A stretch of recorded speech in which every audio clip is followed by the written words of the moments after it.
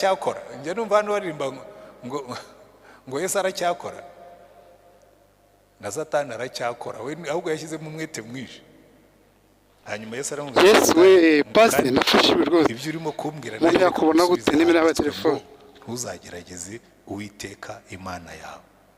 Kwigisha watubwiye ku bantu baterwa n'abadayimoni ukuntu so nashaka kubaza umuntu uterwa n'abadayimoni abameze biba bimuturutseho nyine wamumenya gute, cyangwa se wamufasha iki, cyangwa se wakirinda gute kugira ngo abo badayimoni wowe batagutera?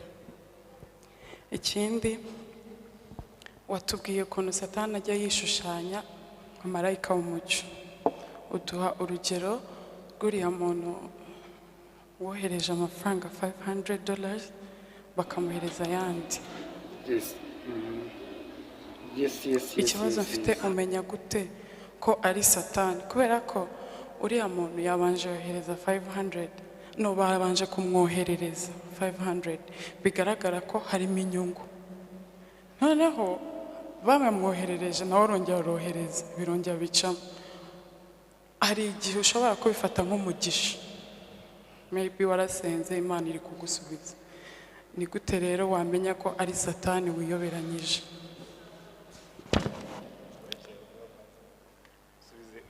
Wifata byinshi cyane, usubiye mu mwanya wawe ubwo. Icya mbere wabwirwa n'iki yuko watewe na Satani? Hari uburyo bugera kuri bune Satani akora ku muntu. Uburyo bwa mbere babwita possession. Umudayimoni akujyamo agateka ingova n'ibintu uvuga abantu bakabyumva ko ufite umudayimoni, bikagaragara rwose bakabwira ati uyu muntu afite amadayimoni. Iyo ngiyo ni possession, donc ari demon possessed, afite amadayimoni amurimo. Ariko donc ayo ngayo yakoze icyo bita habitation, akaguturamo. Rimwe na rimwe ukabona ni muzima, ariko ubundi waba unamwegereye ukabona ko imyitwarire ye atari mizima. Ubwo ni uburyo bumwe, urabibona. Uburyo bwa kabiri, hari ikintu cyitwa visitation. Ukajya ubona ibintu ukanumva n'amajwi ariko atari muri wowe, ukajya ugira gutyo ukabona nk'ibintu by'ibicucu biguciye imbere, cyangwa ubundi ukumva nk'amajwi akuvugisha, ukamenya ngo hano hari ibindi bintu bivuye hanze.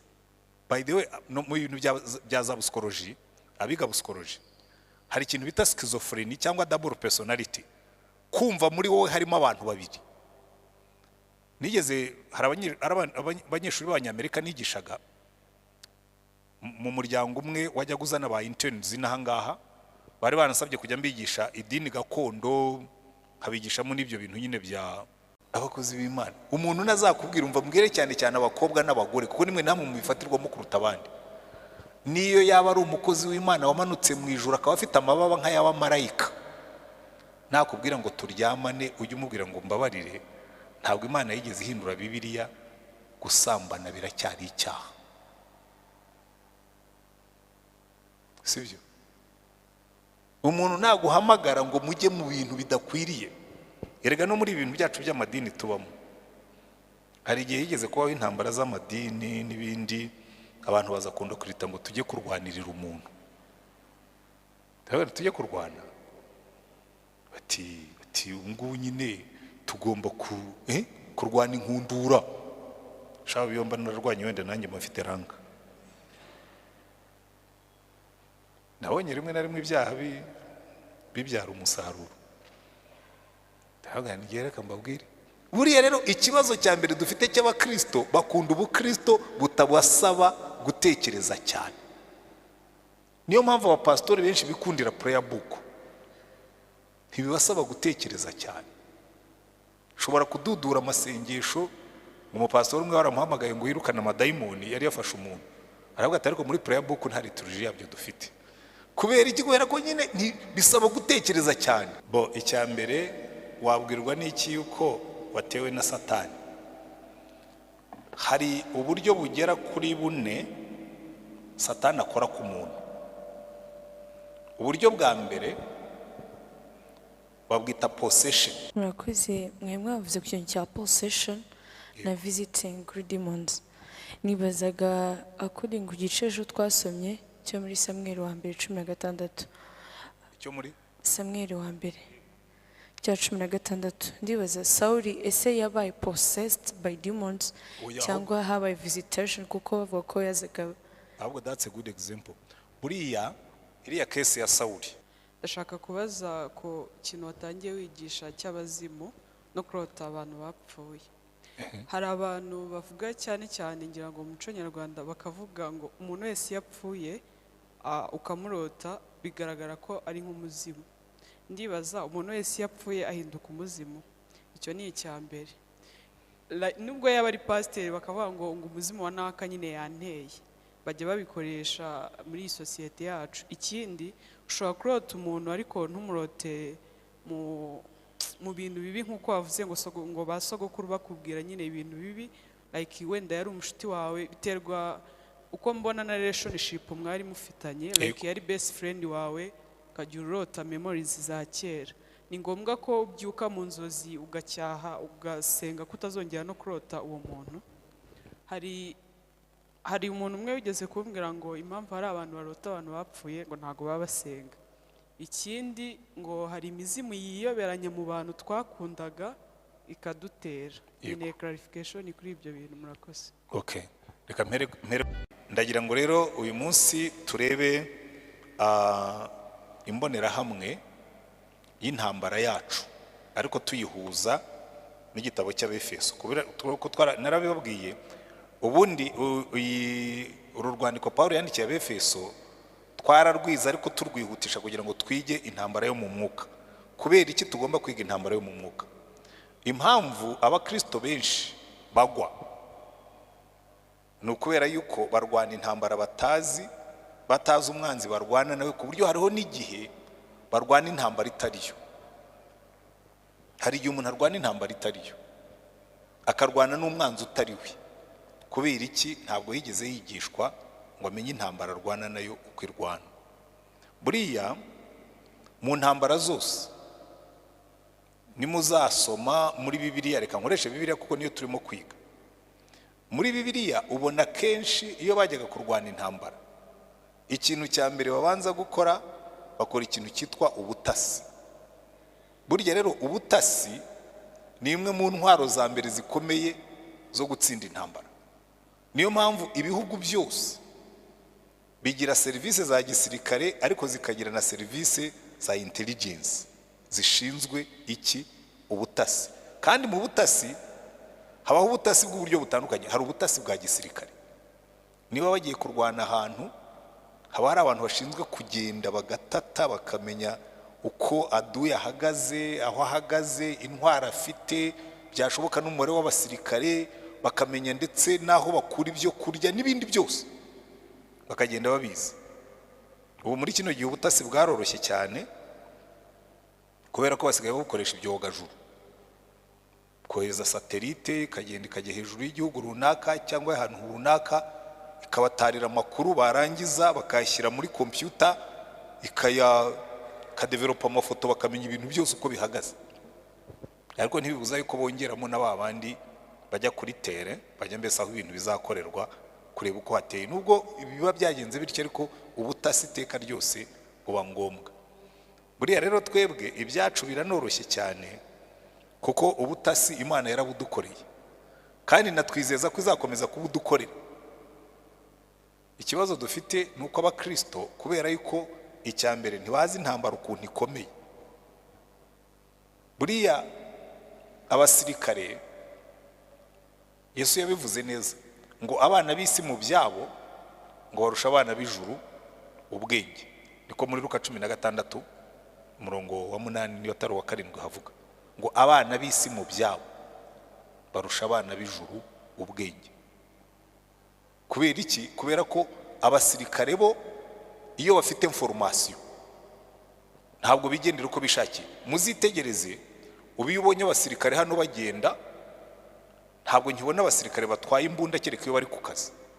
Ariko muri za 95 na 6 na 7 na 8 muri cya gihe cy'intambara y'abacengezi ntiwashoboraga kubona umusirikare wambaye uniform adafite imbunda na magazine nibura ebyiri.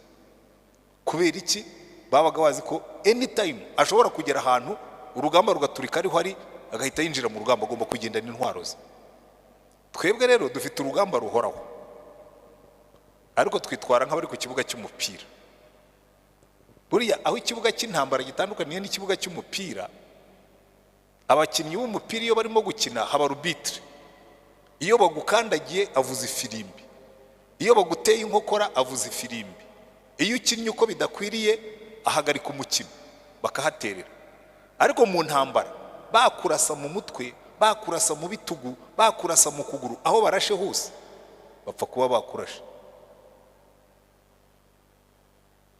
Twebwe rero mbona abakristo iyo bagenda hari ikibazo muri abo bakristo bari mu ntambara cyangwa bari mu kibuga cy'umupira. Hari na rimwe ujya wumva mu buzima bwawe uri mu ntambara, uretse iyo wagize ibyago. Abantu benshi bibwira ko intambara ziba cyagiye iyo twagize ibyago, umuntu akubwira ngo mufite intambara zikomeye muri no minsi. Buriya rero nkubwira ikintu mutazi, niyo uri mu gihe cy'amahoro ntabwo twebwe intambara yacu igira amasaha, ntabwo igira iminsi. Ahubwo giye hari ikintu kimwe nize. Umugabo witwa Rick Warren yaravuze ngo iyo ukora umurimo w'Imana ngo ukabona umaze iminsi udahura na Satani, ngo ujye uhagarara wibaze. Nugenda mu nzira ukabona utagihura na Satani, ngo ujye uhagarara mu nzira wibaze, ngo kuko ashobora kuba akuri imbere murimo kujya hamwe. Kuko niba murimo kujya hamwe ntimuzigera muhura. So atashobora kuba kuri inyuma cyangwa ari imbere, ariko murajya hamwe ntimuzigera muhura. Iyo mujya hamwe ntimushobora guhura. Ashobora kuba kugenda inyuma cyangwa kugenda imbere, ariko ntimuhura. Nanjye rero hari igihe nicara nkabona none Satani arimo arategura ibiki, ko mbona adaheruka kurasa, ubu ngubu yagiye muri vacances cyangwa arimo arategura ikindi kintu kiremereye. Muri uyu murimo habamo intambara, kandi rimwe na rimwe ntumenye aho ziri buturuke, kuko rimwe na rimwe zizanywe n'abantu utanatekerezaga ko aribo bazazizana. Turaza kubona wenda ingero zimwe na zimwe muri Bibiliya, kuko umwanzi turwana nibyo tugiye kureba duhereye muri kiriya gitabo cy'Abefeso. Musubire hahandi mu gice cya 6. Noneho uyu munsi tugiye kwiga abo turwana nabo n'uburyo barwana. Sibyo? Muraza gutangara cyane wenda, kuko intego mfite y'iri somo no kubafasha kumva aho dutsindirwa. Kuki umuntu agira gutyo ukabona umuntu yari umurokore umeze neza ukabona aratsinzwe. Umva, Paulo yaranditse Abefeso 6 umurongo w'10 ngo ibisigaye mukomerere mu mwami no mu mbaraga z'ubushobozi bwe bwinshi, mwambara intwaro zose z'Imana kugira ngo mubashe guhagarara mudatsinzwe n'uburiganya bwa Satani. Icyo ni icyambere. Muca umurongo ku ijambo uburiganya.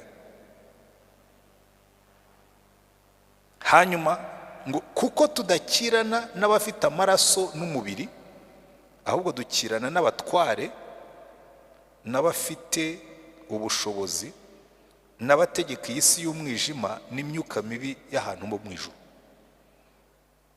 Ni iyi mirongo ibiri nshaka yuko dutindaho. Icyambere, abo turwana nabo bafite hierarchy, bafite inzego z'ubuyobozi. Baratubwira ngo dukirana n'abafite ubutware, n'abafite ubushobozi, n'abatwara isi y'umwijima n'imyuka mibi y'ahantu ho mu ijuru. Buriya rimwe na rimwe ntabwo abantu babitekerezaho ngo bajye babona yuko ibi ngibi Paulo yanditse ni ukuri.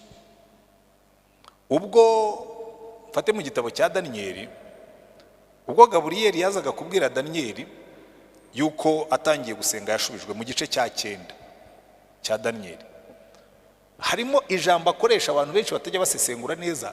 Aravuga ngo ugitangira gusenga warashubijwe, ngo ariko umutware w'ubwami bw'Ubuperesi akomeza kumbuza. Bivuga ngo hejuru y'igihugu cy'Ubuperesi hari umwuka w'abadayimoni, hari umwuka wo mu ngabo za Satani. Ntabwo yavuze ngo umwami w'Ubuperesi, ni umutware w'ubwami bw'Ubuperesi, kuko ubundi umwami w'Ubuperesi we ntiyarwana na marayika. Marayika umwe, buriya nicyo cyateye Pilato ubwoba. Marayika umwe wenyine yaraje mu ngabo za Senekeribo 185 birapfa mu ijoro rimwe. Marayika umwe gusa, umwe rukumbi. Noneho Yesu abwira Pilato ati ubu ngubu jyewe ati nshobora guhamagara legiyoni 12 z'abamarayika. Pilato ati jyewe mfite 6 z'abantu, kuko burya legiyoni yabagamo abasirikare 6,000. Pilato yari afite amalegiyoni 6. Abasomye amateka muzabibona. Yari afite abasirikare 36,000 b'Abaroma.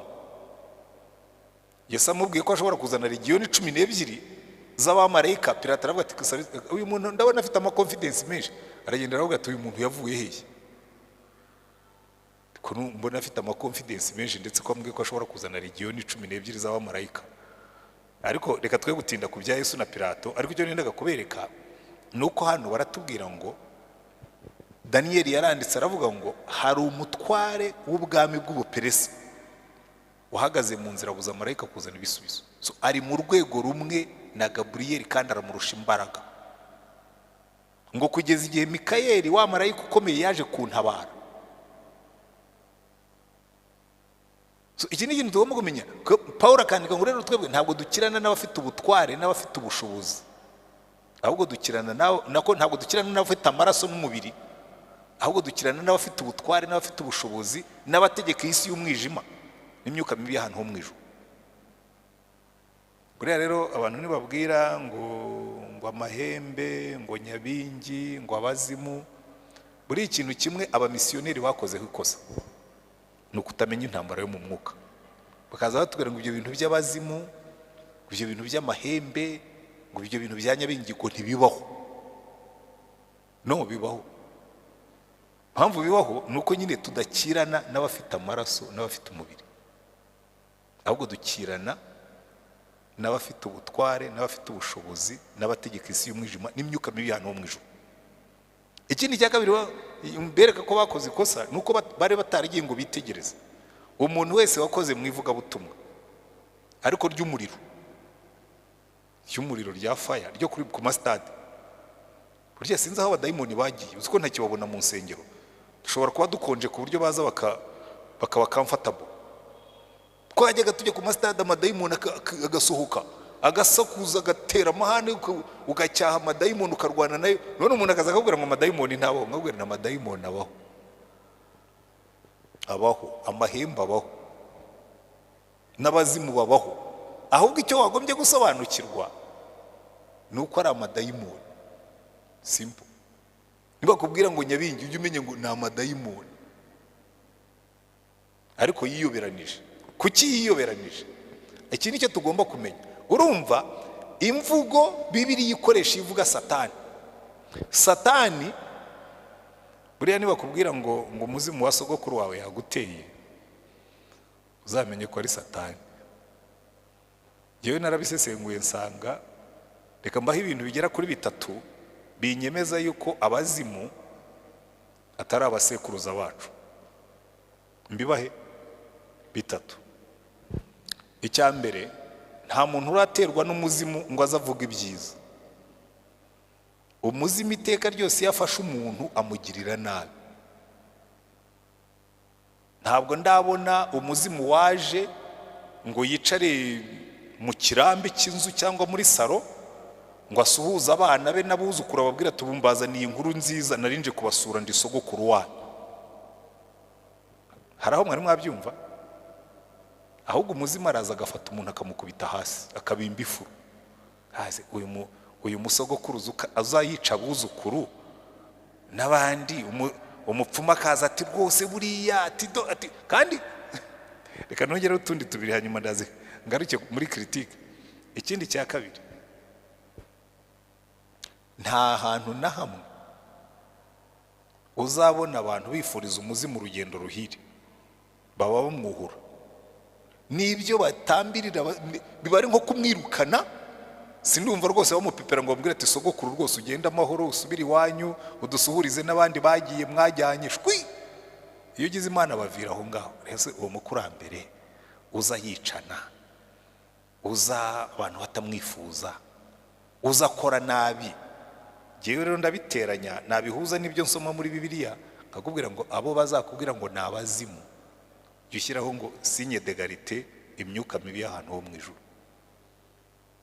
Nubona umuntu wafashwe na nyabingi yikubise hasi abimba ifu uzasubire muri Bibiliya yawe urebe abantu bafatwaga n'abadayimoni muri Bibiliya ushyiremo signe d'égalité ngo nyabingi ni igitero cy'amadayimoni.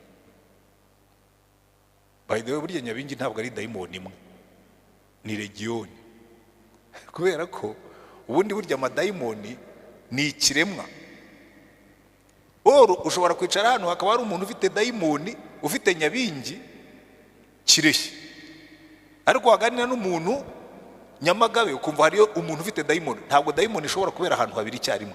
Donc hari igitero, hari itsinda ry'amadayimoni ryitwa nyabingi kandi rifite mbese ni nka legiyoni, ni ingabo zifite izina rimwe. Nkuko burya mu ngabo bajya kubera ngo iyi ni batayo yitwa Alpha, iyi ni batayo yitwa Omega. Hariho na batayo y'amadayimoni yitwa nyabingi, kuko ntabwo ushobora kubona idayimoni imwe iri ahantu habiri icyarimwe. Nubona idayimoni yitwa izina rimwe iri ahantu habiri icyarimwe ujye umenye yuko ari igitero cy'amadayimoni yibumbiye hamwe. Kandi tukabikura he nuko hari umwana wari ufite amadayimoni Yesu amwirukanye. Uyu ni umuntu nta rwego ari n'umwana, yari umuntu mukuru uriya w'igenezareti. Zimwe zajyaga mu ngurube yarazibaje ati urinde, aramubwira ngo jewe ntabwo ndi umwe, turi igitero, turi legiyoni 6,000.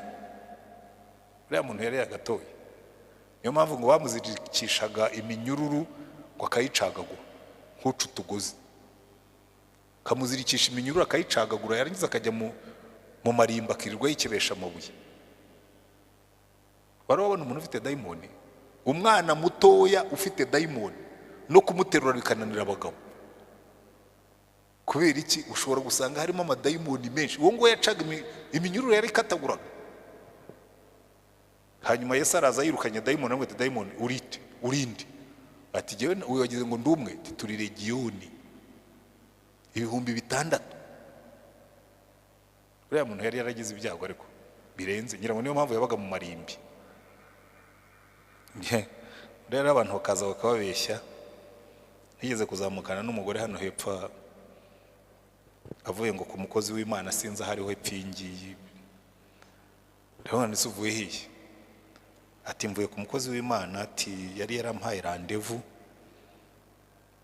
ngo nsengere. Ijya gusengera gikeze ngo urumva ngo yaratwigishije mu giterane ngo mbonamo amadayimoni 70. Rero ni amadayimoni 70. Ubwo se wari ukirya mugasinzira kureka da ko nta kibazo uranakora? Ati cyane. Ati ndacuruza ameze neza. Ntewe ntiyagukuye tu. Dayimoni 70 zikaba mu muntu agacuruza kunguka, agataha mu rugo agatekera abana, agatekera umugabo, akisiga karimba afite dayimoni 70. Uzakubwira ko ufite imwe. Niba wumva utekereza neza uzamenye ko kubeshya. Cyakora niba wumva ikugendaho, izi tugendaho zo umuntu arazumva. Abari hano mwese izibagendaho zirahari, nanjye njya nzumva. Turaza kubibona uko zikora. Icyambere imikorere ya Satani, Bibiliya bitubwiye neza ngo muhagarare mudatsinzwe n'iki? N'uburiganya bwa Satani. Intwaro ya Satani ni ibinyomo gusa, ntabwo ashyiramo imbaraga. Araza akakubeshya ko ari sogokuru waguteye, hanyuma akajya mu muntu akamukubita hasi, mwarangiza mukayoboka Satani kwisha, ukajya ugenda nyine yarakuziritse. Umuntu akagenda akakubwira ati ariko buriya twebwe dukoraho umugisha ukaza. Kandi si ukuvuga ko bitabaho, kuko satani nawe arakora, ariko umugisha ukuye kwa satani ntabwo utanga umutekano, kuko ugomba kuyoboka wa wundi wawuguhaye, ukajya ugemura regiriye Roma. Waba uri umucuruzi, waba uri haraho nagiye ejo bundi baramubwira ngo n'abapasitori basigaye bajyayo, ngo basigaye bacisha da, ngo bajya gushaka imbaraga. Hose umuntu ajya gushaka imbaraga z'ikuzimu afite izizirya. Mu bantu mwaranyubi, ariko byose biterwa n'iki? Uburiganya bwa satani, kuko satani akorera mu buswa n'ubutamenya bw'abantu b'Imana. Reka twongere tureba ayandi magambo. Abefeso 6:11 haratubwira ngo duhagarare tudatsinzwe n'uburiganya bwa satani. Noneho mu Bakorinto ba kabiri igice cya 11 umurongo wa 14 bakongera bakabishimangira ngo umurongo wa 14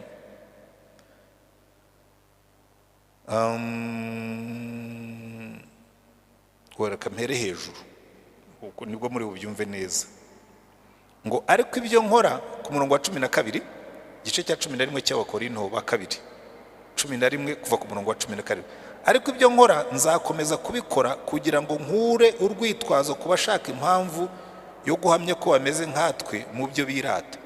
Bene abo ni intumwa z'ibinyoma, ni abakozi bariganya bigira nk'intumwa za Kristo. Kandi ibyo si igitangaza, kuko na Satani ubwe yihindura nka marayika w'umucyo.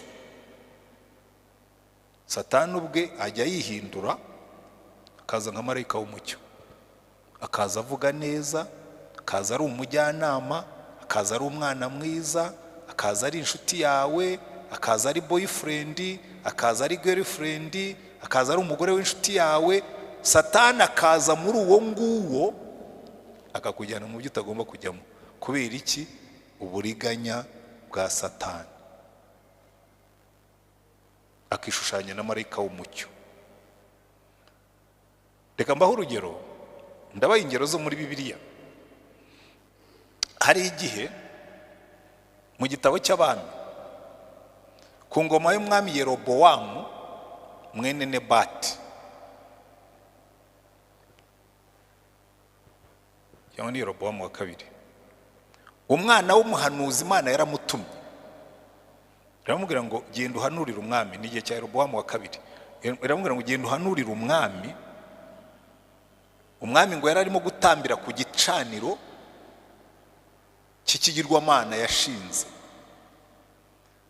Noneho umwana araza aravuga ngo ndabihanuye ngo kuri icyo gicaniro ngo hazavuka umwami witwa Yosiya, ngo azahatwikira amagufwa y'abantu. Noneho Yerobowamu amutunga ukuboko, amutunze ukuboko guhera mu kirere, pararize ukuboko guhera mu kirere. Ashatse kukugarura kuranga, ashatse kukumanura kuranga, guma mu kirere. Uko yakagutunze kuguma mu kirere. Noneho ahenda uwo musore aramubwira ati mbabarira unsengere ukuboko kwanjye gusubirane. Umuhanuzi avuga ijambo rimwe gusa ukuboko kuramanuka. Aramubwira ati kandi igicaniro ngo cyahise gisadukamo kabiri ngo n'ivu ryacyo rirameneka. Umwami aramubwira ati ngwino ndaguha ibyo kurya n'ibindi biza. Aramubwira ati Imana yarambwiye ngo sinzarya ibiryo byo muri kino gihugu, sinzanywe n'amazi yaho. Hanyuma arigendera. Batinya no kumufata kuko bari bavuze ati umuntu uvuga ijambo rimwe ukuboko k'umwami kugahera mu kirere, nitumukurikira ashobora kumanura inkuba natwe kaduhitana. Kuko bari bafite experience, yari yigeze kumanura inkuba atwika abantu. Baravuga ati atatumanuriraho inkuba akadutwika. Hanyuma ageze mu nzira haza umuhanuzi ushaje. Umuhanuzi ushaje ngo aramukurikira, kuko abana b'uwo muhanuzi ushaje baragiye baramubwira ati papa, haje agasore k'agahanuzi kahagaritse ibirori by'umwami, kavuze ijambo rimwe igicaniro gisadukamo kabiri, amutunze urutoki guhera mu kirere, koko guhera mu kirere. ati munshyirire amatandiko ku ndogobe mukurikire. Aramukurikira amusanga mu nzira ngo aho yari yicaye munsi y'igiti, aramubwira ngo Uwiteka aravuze ngo garuka urye unywe uruhuke. Uwo musore aramwumvira kuko amuzi nk'umuhanuzi ushaje. Mu yandi magambo amwubashye nk'umuhanuzi umukuriye.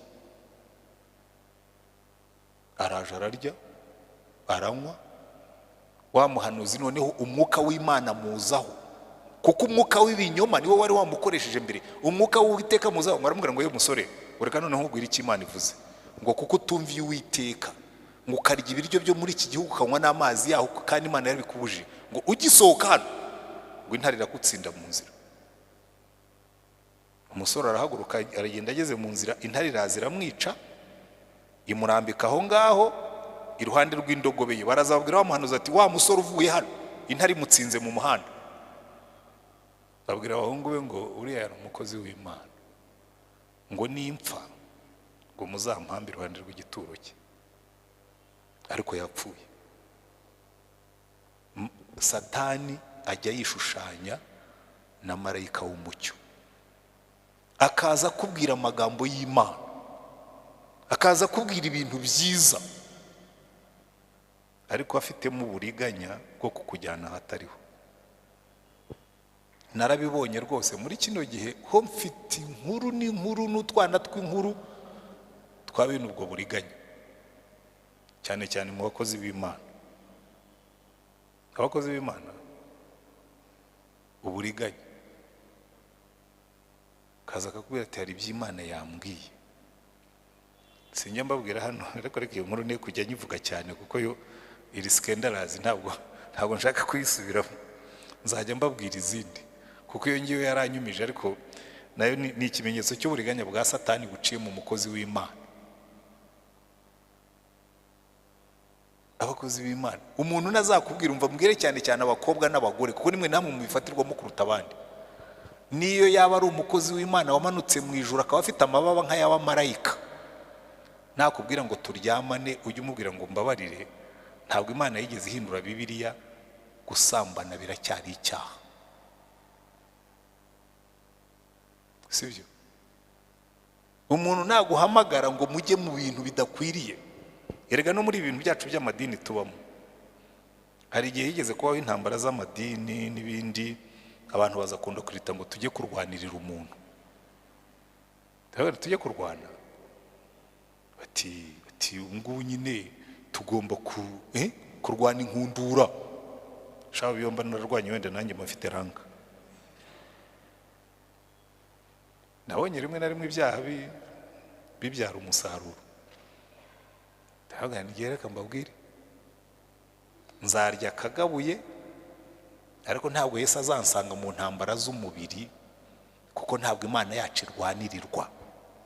Nkunda ukuntu se wa Gideyoni yabwiye abantu. Gideyoni yashenye igicaniro cya Bayali, afata imfizi ya Bayali arayitamba. Mu gitondo basanga imfizi bayitambye n'inkingi ya Ashera yayitwitse niyo yacanishije igicaniro.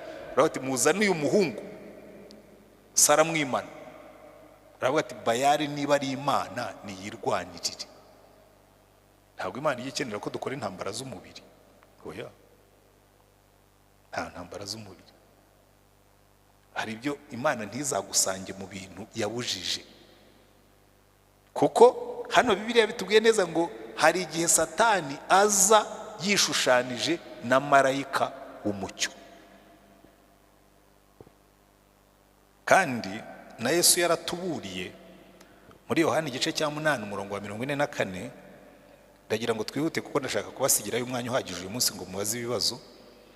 Yohana igice cya 8 umurongo wa 44 cyangwa guhera ku murongo wa 44, aravuga ngo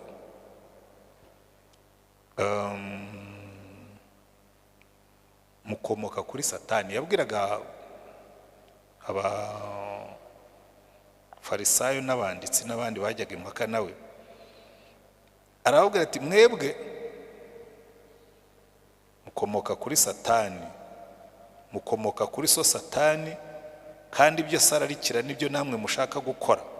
uwo yahereye kera kose ari umwicanyi kandi ntihagaze mu by'ukuri kuko ukuri kutari muri we. Navuga ibinyoma aravuga ibye ubwe kuko ari umunyabinyoma kandi ni se w'ibinyoma. Nkunda ukuntu mu cyongereza baravuga ngo when he speaks lies, when he tells lies, he's speaking his native language.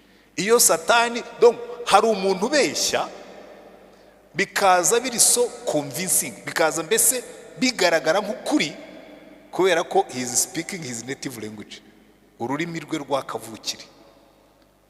Muzabona abahungu babeshya ikinyoma cye kikakwemeza kuko ni ururimi rwe rwa kavukire. Muzabona n'abakobwa nabo barahari babeshya neza akageso karamwokamye, iyo avuga ibinyoma abavuga ururimi rwe rwa kavukire.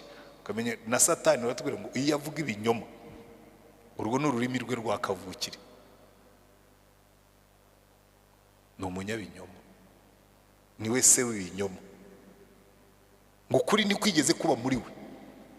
Aha rero niho tugomba gusobanukirwa iteka ryose. Muraza kumva impamvu nitugaruka ku ntwaro z'umukristo, muraza kumva aho zihurira na aduyi turwana nawe n'amayeri ye.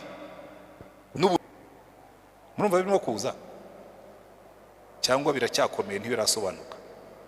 Buriya rero mbabwira ikibazo tugira mu bakristo cyane nanone. Ubu ngubu iyo mba nashyuhije ndimo kubabwira ibya karande n'imivumo, mwari kubona ukuntu mwari kuba muri excited, kuko dukunda ibintu by'ibihwayihwayi bitadusaba gutekereza cyane. Njya mbasetsa hano, kera twigishaga abana bacu gusenga, tugira rero umwana ugira udukoryo twinshi, hanyuma bagiye kwiga yiga kuvuga isengesho ry'ubuntu, ubuntu bw'umwami wacu Yesu Kristo n'urukundo rw'Imana no gufatanya n'umwuka wera bibane natwe ubu n'iteka ryose, amen. Ariko wabivugaga mu cyongereza kuko bigaga muri Kigali Parents. The grace of our Lord Jesus Christ and the love of God and the fellowship of the Holy Spirit be with us all forevermore. Noneho umugoro umwe namwe rero uze gusenga, mukuru we yari yarwaye, namwe kandi usengere na mukuru wawe ko yarwaye.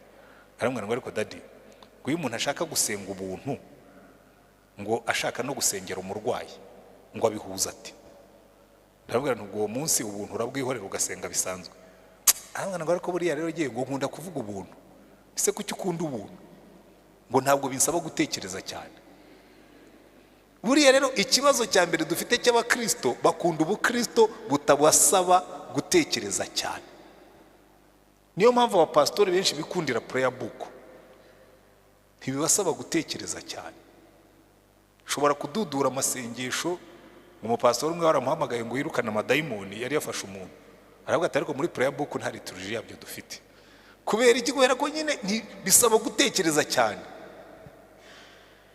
Hari n'igihe nigisha abakristo muri Bible study nkabona ikibazo mufite, ntabwo mushaka ibintu, ntabwo mushaka kwiga ibintu bibasaba gutekereza cyane.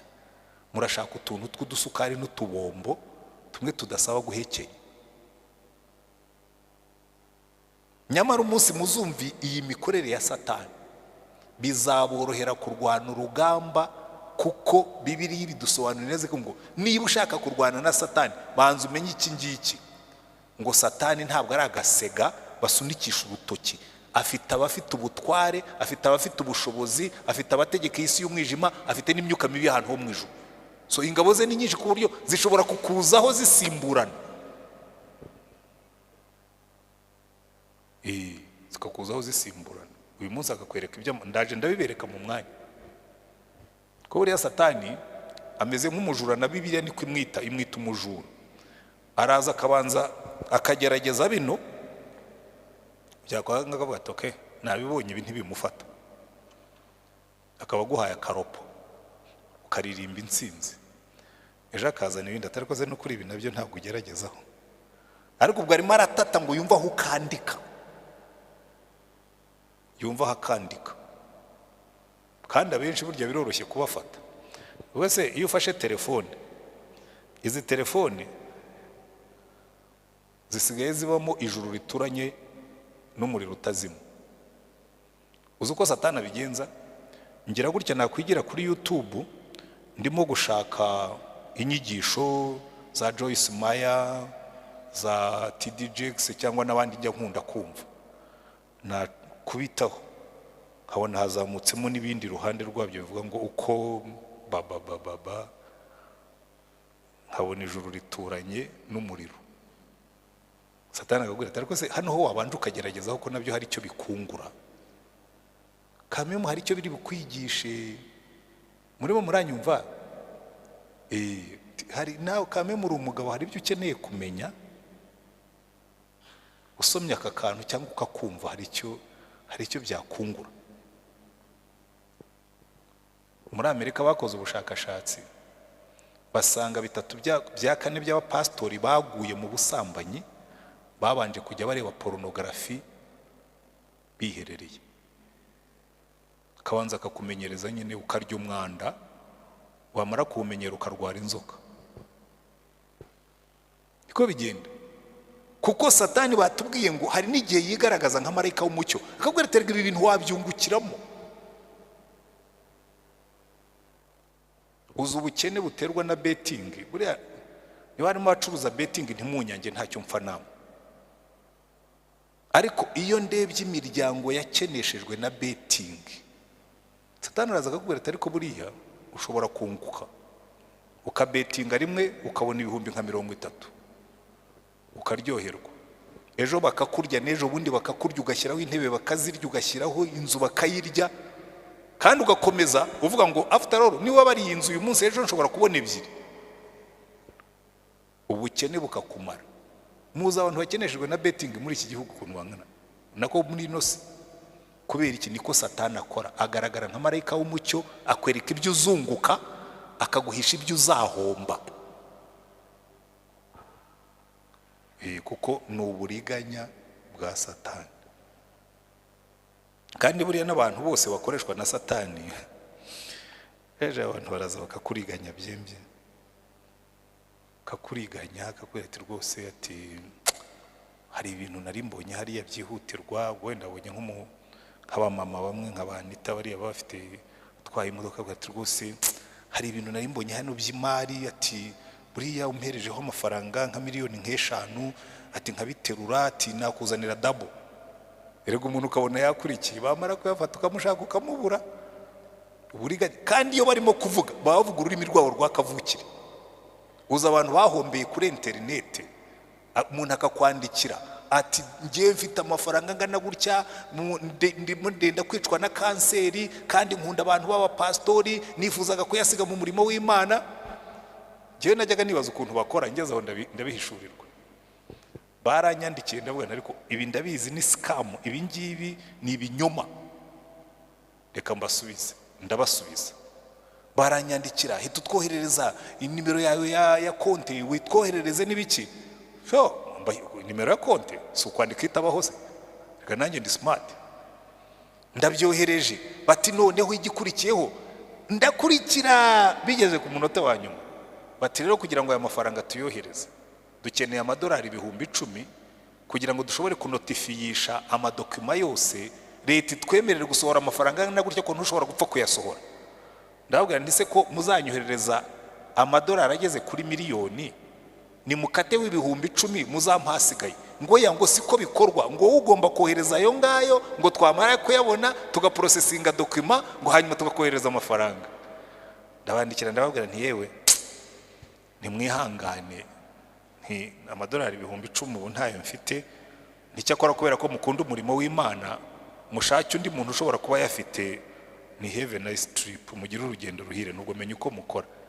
Ariko ntushobora kwiyimagine umubare w'abantu bari ayo mafaranga, kuko yigaragaza nka marayika w'umucyo.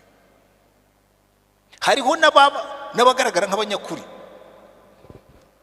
Hari umuntu inahanga bo bari smart cyane, kuko barabizi twese dukururwa n'ibintu. Baramwandikiye abashubije baramubwira ati tugiye kuguha avance kubyuzunguka, kuko bari bamaze kubibona kuko yababwije ukuri.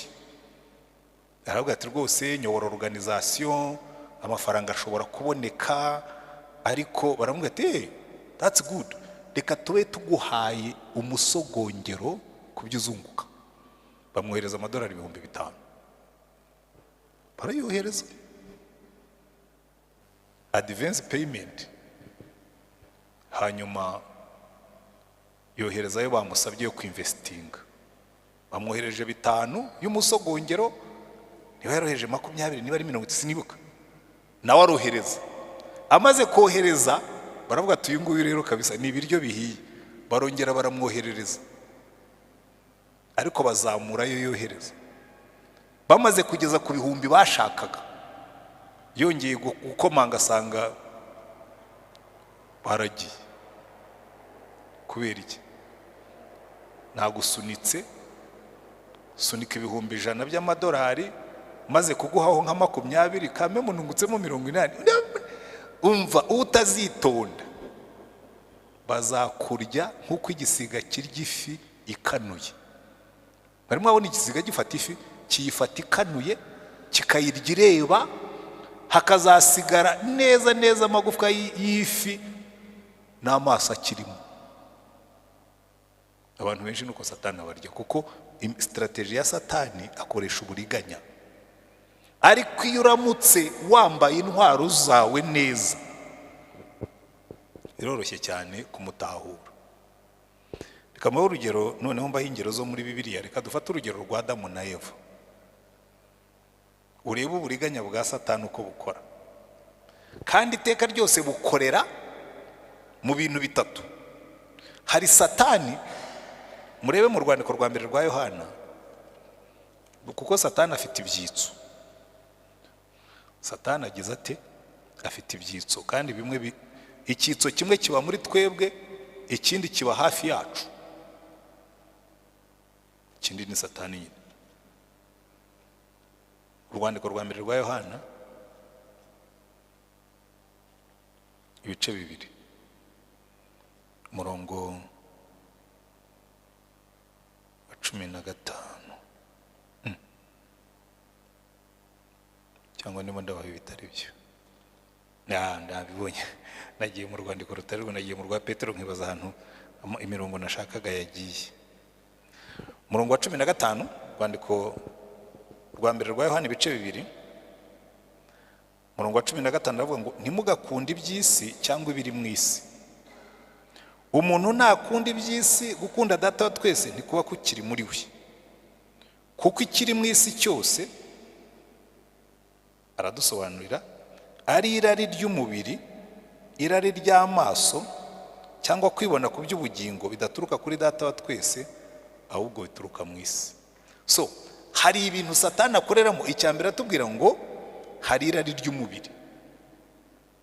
Irari ry'umubiri nyine muraryumva, si byo se? Irari ry'umubiri Satani arikoreramo cyane cyane cyane iyo ukiri muto, ariko nabonye natwe bakuru ntabwo atworohera. Irari ry'umubiri cyane cyane abagabo, ariko n'abagore ntabwo muri shyashya. Hari irari ry'umubiri, dukunda kurya neza, dukunda kuryama heza, ariko ibyo biba bitangiye kwinjira mu yindi kategori. Noneho hazamo n'ibitsina n'ibindi. Irari ry'umubiri. Hakaza irari ry'amaso. Irari ry'amaso rero ryo rica mu byo tureba, ma TV, mwambonye se? Irari ry'amaso. Hanyuma no kwibona mu by'ubugingo. Ibi bintu bitatu nimureba mu bigeragezo Satani yakoresheje kuri Eva na Yesu, muraza kubona uko bikora. Reka tujye kuri Eva. Icyambere baratubwira ngo inzoka, nimujya mu gice cya 3 cy'itangiriro, reka nihutisha igihe kuko iminota nari nihaye irimo irashira. Igice cya 3 cy'itangiriro, ko ndashaka kubasigiraho iminota myinshi, hanyuma niba bishoboka. Igice cya 3 cy'itangiriro bavuga ngo inzoka yarushaga uburiganya inyamaswa zo mu ishyamba ryose zose. Wabonye rya jambo mu itangiriro, deja karifikatifu y'inzoka yarushaga iki? Uburiganya. Muhagarare mudatsinzwe n'iki? N'uburiganya. kubera iki satani n'umunyabinyoma, kubera iki niwe se w'ibinyoma, kubera iki iyo avuga ibinyoma abavuga ururimi rwe rwa kavukire,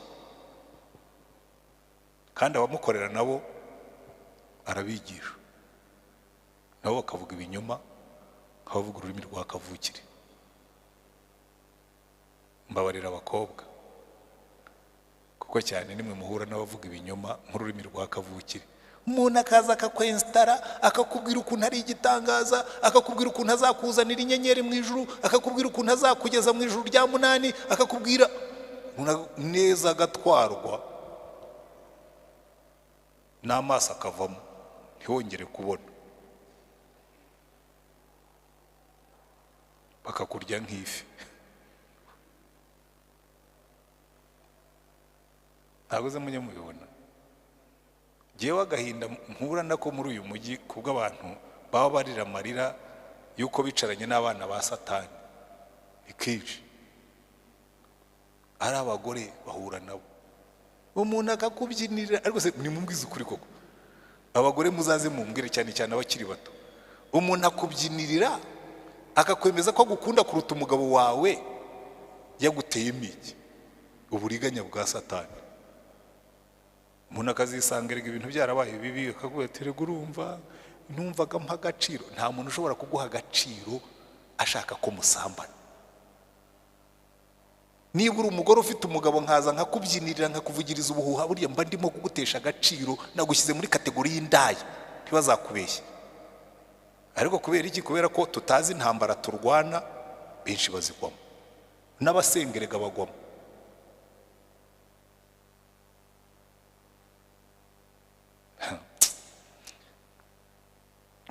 Ntaza kubabwira ibintu byinshi, katwikomereze.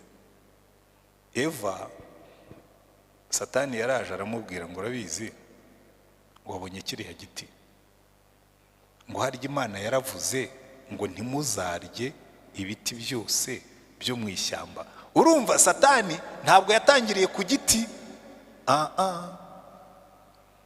ahubwo yatwaye Eva amutegera hafi yacyo, amubaza akabazo kari simple ngo harya Imana yaravuze ngo ntimuzarye ibi biti byose byo mu ishyamba. Uburiganya. Eva ngo ya ibi biti byose twemerewe kubirya uretse kiriya gitera kumenya ubwenge bw'icyiza n'ikibi. Arangira ati nari mbizi, erega iriya Mana ntabwo iri trustworthy, ntabwo mwayizera. Yari ibizi ko nimurya kuri kiriya giti muzamera nkayo, hanyuma irabibabuza. Naho ubundi ko gupfa ko ntimuzapfa. Urumva ikintu Satani yakoze ni ukongera inyuguti imwe yonyine mu by'Imana yavuze. Inyuguti imwe. Imana yaravuze ngo ntimukarye ibi biti byose, ariko Imana yaravuze ngo muzarye ibi biti byose. Arongera avuga ngo erega yari ibizi nimurya kuri kiriya giti gupfa ko ntimuzapfa, ahubwo muzamera nk'Imana. Satani arigendera kuko yagize ate yamubibyemo imbuto yo gushidikanya. Ngo Eva yajya aca iruhande rw'icyo giti agiye gusoroma ngo akabona ari cyiza, ngo akabona ari ikigikundiro, ngo akabona ndetse cyatera umuntu kumenya ubwenge. Uzi ko naritegereje nsanga abantu bose bagwa mu cyaha, iriya nzira Eva yaciyemo niyo bose bacamo. Iyo umuhungu agiye kubeshya umukobwa arabanza akamubwira ibitangaza azamukorera, akamwereka rwose nijoro azamugezamo, noneho akigendera. Wowe ukajya wicara ugahora utekereza ariko uzi ko buriya kana gashobora kongeza mu ijoro rya 7 koko. Ariko uzi ko hari n'amagambo yambwiye ukajya uyacunda muri wowe, ukayacugusa, ukayabyaza umusaruro, ukayatubura, ugashyiramo imiyaga, ukajya unavuga ibyo atakubwiye, hanyuma bikazarangira nk'uko ibya Eva byarangiye. Birangira yasoromye igiti atagombaga gusoroma. Abantu bose bagwa mu buryo bumwe. Niyo mpamvu ujya kuba yaranitse aravuga ngo urumva buriya ngo irari riratwita rikabyara icyaha, icyaha nacyo kikabyara urupfu. Ko niko Satani akora. Uburiganya bwa Satani, guhagarara tudatsinzwe n'uburiganya bwa Satani. Buriya uko Eva yageragejwe akagwa, niko na Yesu yageragejwe ntiyagwa. Si impamvu Yesu ataguye, yarazi gutwara intwaro ze neza. Reka ubwo rugero rwo ntanga bwa nyuma mbe nshoje, hanyuma mbareke mubaze ibibazo, mbihuze n'urwandiko twize, mbareke mubaze ibibazo. Urabona Yesu we uko Satani yatangiranye na Eva, ngo Satani yaraje aramusanga aramubwira ngo harya uri umwana w'Imana, niba uri umwana w'Imana tegeka aya mabuye ahinduke umugati uyarye. Wibuke icyo gihe yabimubwiraga, Yesu atangira umurimo, Imana yari yabyatuye iravuga ngo uyu ni umwana wanjye nkunda hamwishimira. Amen. Noneho Satani araza aramubwira ngo niba icyo abibye muri we niki? Doubt, gushidikanya. Niba uri umwana w'Imana koko tegeka aya mabuye. Saramureba aravuga ngo Satani, iyo strategy yawe nayimenye kera. Ndi umwana w'Imana ndiyizi, ntwaye ingabo yo kwizera, kuko sinzicwa n'inzara, ndi umwana w'Imana koko. Aramubwira ngo handitswe ngo umuntu ntazatungwa n'imigati gusa, ahubwo azatungwa n'ijambo riva mu kanwa k'Uwiteka. Satani aravuga ati uyu nguyu kamemo ndabona azi gucanga, atariko ndacyafitemo utundi dukoryo. Ngo amutwara mu bitekerezo amujyana nko hejuru y'urusengero hano. Aravuga ati simbuka abantu bakubone, kuko handitswe ngo azategeka abamarayika be bagusame kugira ngo udakubita ikirenge ku ibuye. Urumva none Satani yahinduye, arimo arakoresha ijambo ry'Imana. Handitswe ngo, hari n'abazakubwira imirongo yo muri Bibiliya idahari. Ariko muri Bibiliya baravuga ngo ntukarere igihe umuntu ngo umubwire ngo uzagaruke ejo, kandi byagusaba bikuri hafi.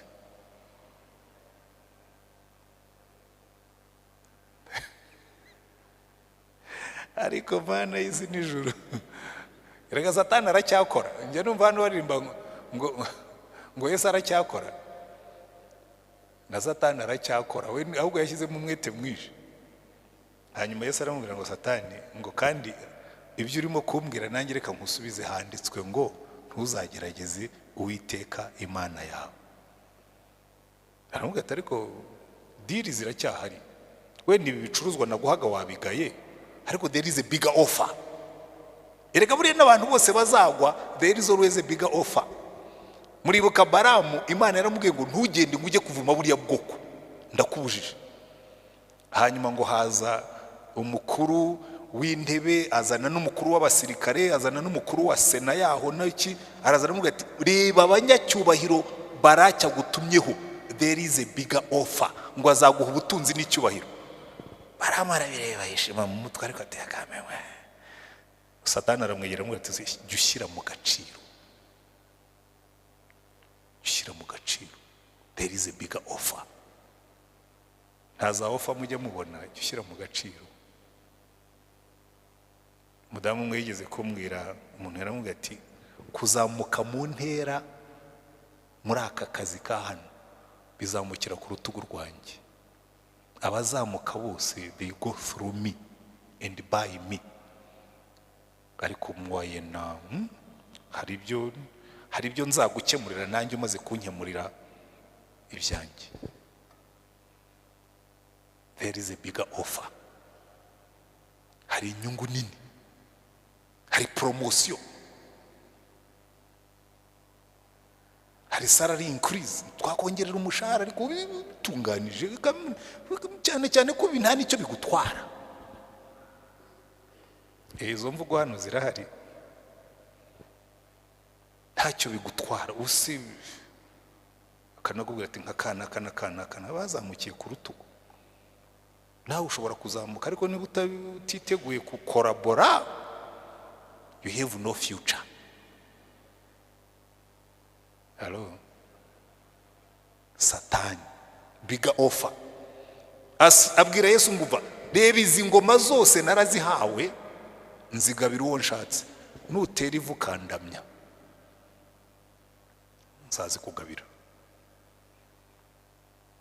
Urebe ikinyoma cya Satani, n'ubundi Yesu yari afite iyo promise, iryo sezerano yari arifite yuko amavi yose azamupfukamira, indimi zose zikatura ko ari umwami, ariko ari uko yaducunguye.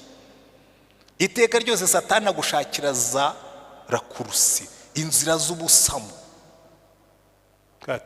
Ngaho ni kijya gikomeza kirangareho gase, erega kaza kanagushyiraho pressure, kanagushyiraho igitutu, ko kakwereka ukuntu uri umusukuru akagoryi urimo kwirangaraho.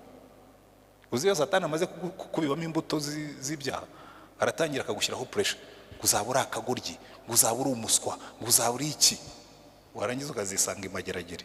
Ariko ndavuga iyo uri umugabo, iyo uri umukobwa ushobora kwisanga watwaye inda cyangwa byari n'ibindi byose. Ariko Yesu aramubwira ngo va Satani, urimo urata igihe, handitswe ngo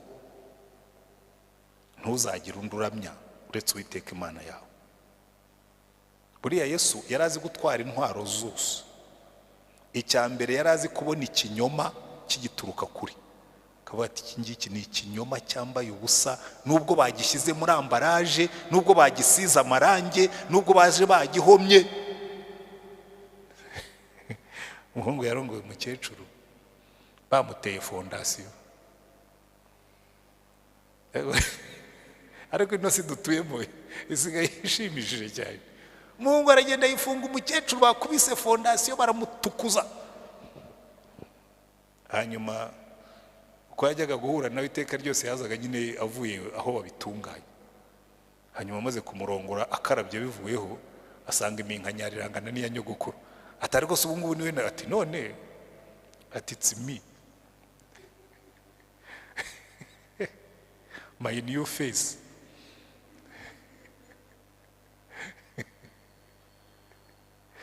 Satani ni umunyabinyoma, ni umuriganya. Ibyo byose bikurikiraho hanyuma biba ari bibi. Ariko Yesu yashoboraga kubona ikinyoma kikiri kure, kuko baratubwira ngo mwambara ukuri ko umukandara wa byose, nimurangiza mutware ijambo ry'Imana nk'inkota. Niryo Yesu yarwanishije. Ariko mwambara agakiza nk'ingofero, ibitekerezo byawe ubuzuriwe. Niyo mpamvu uriya mu rwandiko rw'Abefeso babanza kutubwira uwo turiwe muri Kristo Yesu, akabwira ati uyu ni uriwe. Ibindi Satani akubwira byose, iby'ukuri mubi, iby'ukuri mugufi, iby'uko nta mahirwe ufite, ibyo ni ibinyoma bya Satani. Umwana w'Imana ni umwana w'Imana, ni umuragwa w'ijuru washyizweho ikimenyetso cy'umwuka wera. Identite yacu, identite ya Yesu niyo Satani yabanje gushyiraho ikibazo. Ariko amutsindisha kumenya uwari waramubwira ngo va Satani, jewe ntabwo nzatungwa n'imigati gusa kuko ndi spiritual, nzatungwa n'ijambo riva mu kanwa k'Uwiteka, kandi icyo yamvuzeho niko kuri. Haleluya. Yari afite kwizera, atwara nk'ingabo, genda umwana w'Imana. Yari afite agakiza kavuga ngo nta wundi tuzaramya, nta wundi mwami nzagira uretse Imana Data. Icyatumye Yesu atsinda aho Eva yaguye, yaratwaye intwaro ze zose kandi azitwaye neza. Haleluya. Rero natwe ibitekerezo byacu nibi bitekerezo by'agakiza, by'abantu bakijijwe. Amarangamutima yacu akarangwa no kuticira urubanza, kuko twambaye gukiranuka nk'icyuma gikingira igituza. Threats zose, iterabwoba ryose rya Satani tukarihagarikisha kwizera, kuko ari iby'Imana yadusezeranije, kandi no kubisohoza izabisohoza. Mu byo dukora byose tukambara ukuri. Ibinyoma ntibyemerwa mu byacu, ariko tukagira n'umwete wo gutwara ubutumwa bwiza. tugatwara ijambo ry'Imana ko niryo tuzarwanisha na Satani, hasigaye tugasengesha umwuka mu buryo bwose bwo gusenga, tuzanesha urugamba. Ariko Pawulo abyandika yarabanje aratubwira ngo reka mbanze mbabwira abo muri bo muri Kristo Yesu, kuko kumenya uri we nibyo bigufasha kurwana urugamba. Icya kabiri, kumenya uko ugomba kwitwara. Satani yakubwira kwitwara ukundi ukamubwira toya, ibyo ngibyo simbijyamo rwose. Muzasubire muri uru rwandiko rw'Abefeso, igice cya mbere kitubwira abo turi bo hamwe n'agace k'icya kabiri. Igice cya gatatu n'icya kane n'icya gatanu bikatubwira uko tugomba kwitwara n'ibyo tugomba kwiyambura n'ibyo tugomba kureka. Igice cya gatandatu kikatubwira kwambara intwaro zacu, ibisigaye tugahangana na Satani. Umunsi muzabisoma mukabyumva mukabisobanukirwa, urugamba ruzoroha. Imana ibahe umugisha. Reka iminota mike isigaye twumve niba hari umuntu ufite ikibazo, umwe cyangwa babiri cyangwa benshi, hanyuma turangize. Intambara yo mu mwuka. Yego, tambuka bakurebe microphone. Abantu bacu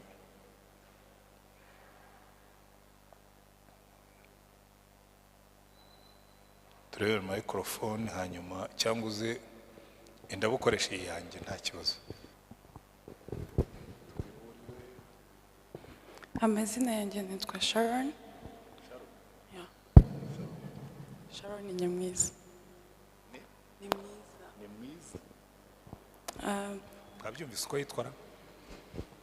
Yitwa Sharon ni mwiza. Ugitangira kwigisha watubwiye ku bantu baterwa n'abadayimoni ukuntu so nashaka kubaza umuntu uterwa n'abadayimoni aba ameze okay, biba bimuturutseho nyine wamumenya gute, cyangwa se wamufasha iki, cyangwa se wakirinda gute kugira ngo abo badayimoni wowe batagutera? Ikindi watubwiye ukuntu Satani ajya yishushanya nka marayika w'umucyo, uduha urugero rw'uriya muntu wohereje amafaranga $500 bakamuhereza ayandi. Ikibazo mfite, umenya gute ko ari Satani? Kubera ko uriya muntu yabanje yohereza 500, no babanje kumwoherereza 500, bigaragara ko harimo inyungu. Noneho bamwoherereje nawe arongera arohereza, birongera bicamo. Hari igihe ushobora kubifata nk'umugisha, maybe warasenze Imana iri kugusubiza. Ni gute rero wamenya ko ari Satani wiyoberanyije?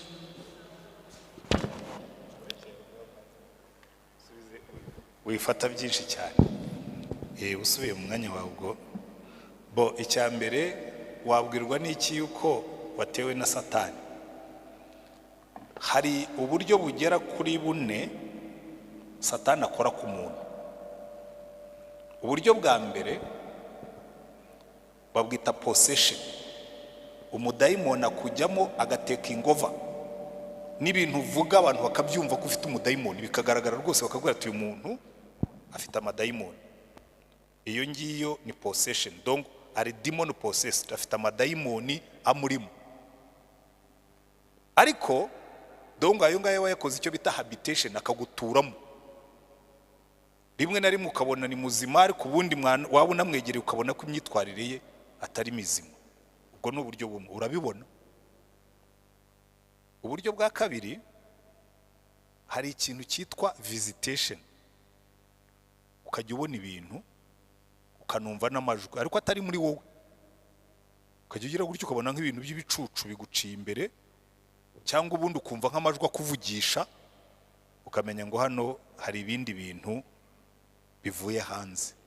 By the way, no mu bintu bya za psychology, abiga psychology, hari ikintu bita schizophrenia cyangwa double personality. Kumva muri wowe harimo abantu babiri. Nigeze hari abanyeshuri b'Abanyamerika nigishaga mu muryango umwe wajya guzana ba antaine zinaha ngaha, bari banasabye kujya mbigisha idini gakondo nkabigishamo n'ibyo bintu nyine by'amadayimoni n'ibindi. Noneho umwana umwe nza kuza mu ishuri nsanga ntahari w'umuhungu, ndabaza nti se yagiye hehe? Barambwira ngo ngo urabizi ngo yagize ikibazo ngo kiri psychological, ngo aragenda ajya ku isoko Kimironko ngo agura ibyuma by'abakinja, bya byuma birebire bakoresha babaga inka, ngo arabizana ngo ariko ageze hano ngo abiha coordinator, ngo aramubwira ngo hari ijwi ryamubwira ngo gukora ikintu kizatuma abantu bose bamwibuka. None ndababwira nise mwaza kumumbwirira, bari bamushyize muri karantine mu kato, akaza tukaganira muri break. Araza namwe nise ibi bintu byagufashe ryari? Arambwira toya ati nsanzwe mbirwara, ati ndi wacu, ati naho njya mbigira, ati nkagira ibintu by'amajwi bimvugisha, ati bimbwira ibintu. Namwe nte byagufashe ryari? Zino warabivukanye? Arambwira toya atari ko ati ngerageje gusubira inyuma, ati hari umwana wari inshuti ya mukuru wanjye ataza gukora suicide, atakoze suicide, ati turababara cyane turarira tujya muri bariyo ye, ati mvuye guhera uwo munsi ati ntangira kumva bene ibyo bintu. Ndababwira nti rero ibyo rwose nabyumvise, amaherezo nawe niho uzarangiriza, kuko hari umwuka wagendaga kuri uwo mwana wiyahuye. Kandi Yesu yaratubwiye ngo iyo dayimoni avuye mu muntu ashakisha ahandi ajya agacuzinga victim.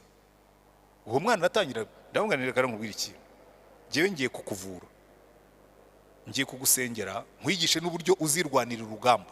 Ayo majwi nuyumva, kuko yarambwiye ati nicaye hano, yari umuhungu umwe mu bakobwa 9, bari abanyeshuri 10, 9 ari abakobwa, wari umuhungu umwe.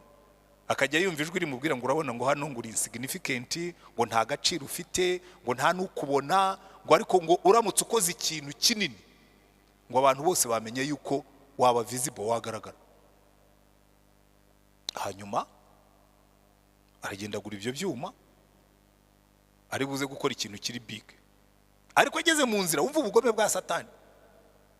Niba wenda yarageze aho basenga akitarura, cyangwa ubwo yarategereje kuzamukoresha gusa, ariko umwana yisubiramo ntiyabikora, ibyuma arabitanga, bamushyira muri karantine. Noneho nza kubwira uwo mwarimu, uwo mukoordinator wari washinzwe, namubwira uyu mwana ngo yimushyira muri karantine, ubwo wamwambuye biriya byuma mundekere icyumweru kimwe. Umuzungu ati mwebwe abanyafurika ntabwo muzi science, ibi bintu y'indwara irazwi yitwa double personality. Namwe nti Imana iturema nta double personality yigeze irema, nta cyicaro kindi kiba muri twebwe uretse icy'umwuka w'Imana. Indi myuka ituvugiramo iba ari iya Satani, imyuka itubwira gukora ibibi iba ari iya Satani. Ngo ngo mwebwe mubona amadayimoni ahantu hose, ngo twe tuba mu isi ya science. Ndavuga nti icyo nicyo mwazize. Umwana baramutwaye bajya kumushyira ku miti n'ibindi. Njya muri Amerika nkasanga y'abantu, umwana umwe yari afite abantu yitaho nyine, abanyarwanda babibonyemo business barakirira tu. Noneho ndeba umwana yari afite umugabo umwe bitaho, ujyayo nyine bakabaguha ukabitaho, ukajya ubaha imiti ukabagaburira. Rero uriya mugabo namurebye mbona afite imidayimoni, ntiwaretse nkakandaho kabiri nkareba igiturumbukabo. Arambwira ati avutanyicira akazi, ati buriya ugize ikintu ukora, ati bikaba reported, ati akazi kanye kaba gapfuye. Nawe ngaho genda ujye kuragira amadayimoni. Ariko uriya muntu afite amadayimoni tu, kuko scientific world ntabwo ijya imenya ibyo bintu ngo imenye yuko amajwi yandi avugira muri wowe ukayumva cyangwa avugira hanze akubwira gukora ibibi, jya umenya immediately ko ari imyuka mibi hano mu ijuru. Simple. Icya gatatu, iyo byo biba biri clear ari demonic. Icya gatatu twese kitugendaho, twese nanjye ndimo, ni icyo bita suggestion. Uzi yuko ushobora kuba wigendera mu nzira uri pastori rwose w'umunyamwuka nkanjye, ukanyura ahantu kumva Satani agwatera ko buriya urabona uriya mukobwa uri imbere, urazi Satani uranyereka abakobwa ntabwo uzi imyaka yanjye, ntuzi n'akazi nkora. Ariko hari abandi bantu sinya mbatera urwenya hano. Nigeze kugenda ku muhanda, twari muri traffic ya mu gitondo, ngiye za Kacyiru tugera hariya iyo uvuye kuri parliament hari agahanda kamwe gaca hasi n'akandi gaca hejuru imodoka zari nyinshi pe zikurikiranye imbere yacu hari umukobwa yambariye nyine bisanzwe yagejeje hano ariko agenda rwose bigaragara ko ndabona kandi uyu mukobwa arateza accident ariko narabyivugishaga mu mutima kandi uyu mukobwa arateza accident ko nabonaga abantu bose barimo kumureba nanjye nari namurebye ariko kumureba jewe naramubonye kuko ntabwo mba ngenda mumirije noneho ariko nkabona abantu bose nyine bamuhanze amaso abagabo uyu mukobwa arateza akantu tu traffic igira gutya hagarara umugabo ko yahugiye kumureba ngiye kubona umva imodoka ngo po ntaragakoze hari suggestion satani agakomeza akajya guha ibitekerezo akakungura ibitekerezo akaguha suggestion azaziguha ukora mu iduka ry'umuntu akwereke ko kumwiba ari buzakira azaziguha uri umugabo nk'ibyo ngibyo nababwiraga azaziguha uri umukobwa azaziguha uri umuhungu ibyo twese arabidukora ariko tugatsindisha iki kumenya ngo hari ibyo nkora hari n'ibyo ntakora ukavuga no kubera iki uzi iby'Imana yemeye uzi n'iby'Imana yatubujije amen so ubwo buryo butatu uzamenya ko watewe butatu bw'ingenzi possession visitation and suggestion ubwo rero iyo wamaze kubimenya satani araza yatangira kukuzana ibitekerezo baraze satani uzageza ryari ariko ko uzi kuri rwabuze isoni uraza kunyongorera ndakuzi ijwi ryawe ndarizi mujye mumenya gutandukanya ijwi ry'Imana n'irya satani ijwi ryose rizaza rikohereza mu byaha mwirari ry'amaso mu kwibona mu by'ubugingo ujye umenya ngo this is from the devil iri ni irya satani hanyuma iby'uwo muntu wambazaga ariko nubona umuntu akomeza kukugirira impuhwe ntacyo mupfana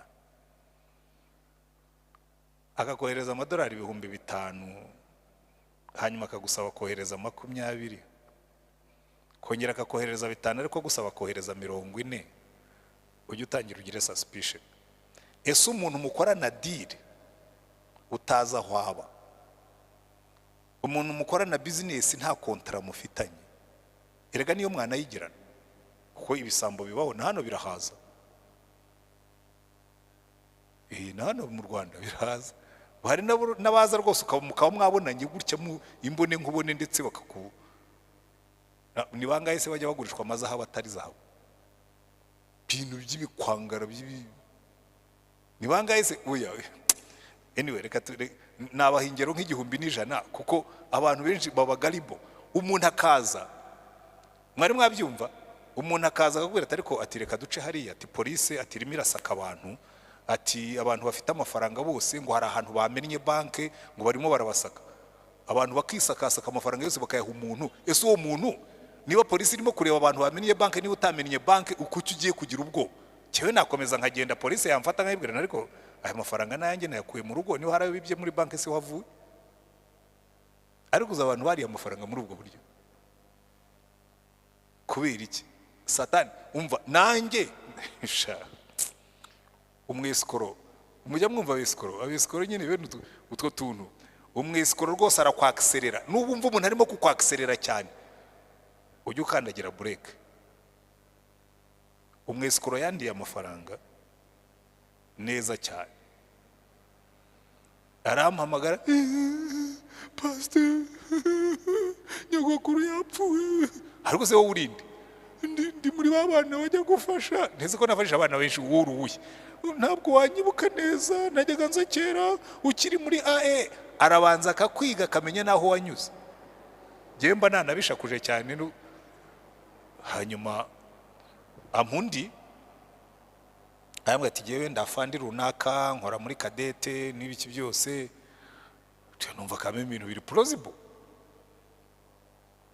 arambwira ati nagira ngo uyu mwana mu musengere abo bari smart umva over smart nagira ngo umusengere ndamusengera rwose ndanamwinkarejinga nawe nshaka wihangane sinamenye uri we ariko nta kibazo wihangane ubwo ngubwo ni kwa gatandatu ndabyibuka neza ku cyumwe oya hari ku cyumwe kuwa mbere saa 3 numva arampamagaye, ni wa mwana mwavuganaga ejo, ubu nageze aho nyogokuru yaguye, mvuye kwishyura amafaranga mu bitaro, none ariko ngize ikibazo, amafaranga nshiriyeho muri kadete wari banantwerereye, nshiriyeho ariko ntise sha wari ukeneye nkangaye, kuko numvaga rwose neza yankumvisinze.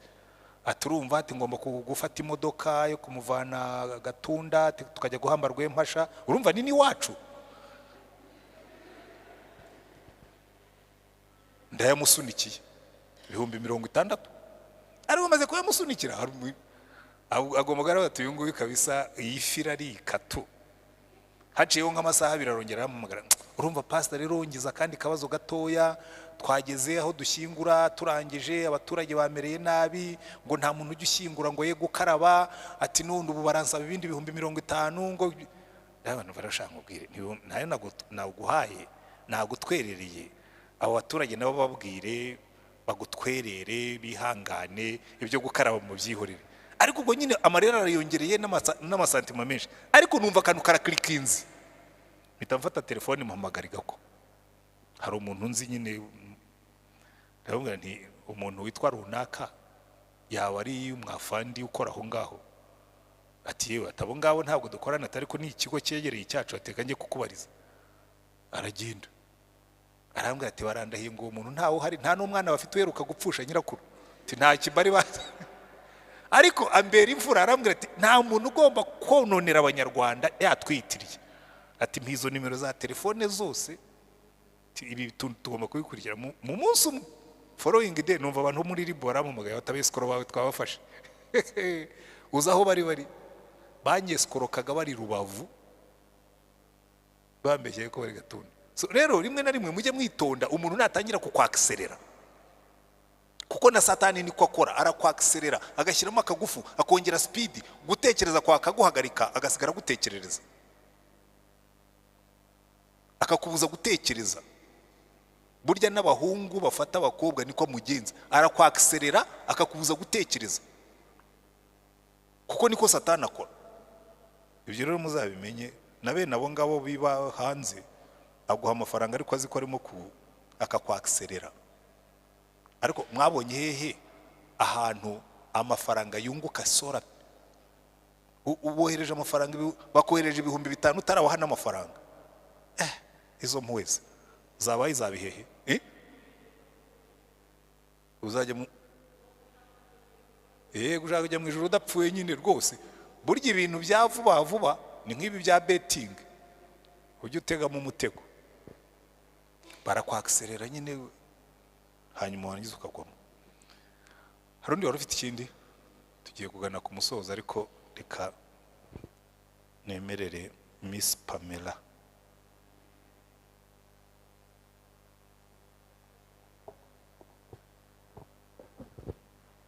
Murakoze, mwe mwavuze ku kintu cya possession na visiting kuri demons. Nibazaga according ku gice ejo twasomye cyo muri Samuel wa mbere 16, icyo muri Samuel wa mbere cya 16, ndibaza Sauli ese yabaye possessed by demons cyangwa habaye visitation, kuko bavuga ko yazaga. Ahubwo that's a good example. Buriya iriya case ya Sauli yari visitation, kuko umudayimoni yamuzagaho rimwe na rimwe, ubundi akaba ari muzima.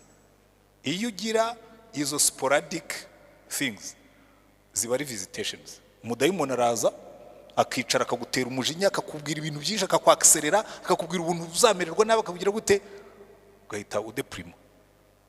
Hanyuma yabona umaze gukora amahano akakuvaho, kuko buri yuriya mudayimoni icyo yaragamije byatumye Sauli abura imbaraga yagombaga gukura muri Samuel, aho kugira ngo imbaraga zishyire mu kurwana n'abanzi be, azishyira mu kurwanya inshuti ze, including n'umuhungu we Nathan yari ateye 10 arimo kurwanira David. Kuko umuntu wari warasigiwe amavuta kurwana intambara za Isirayeli ntabwo yari Sauli, yari David.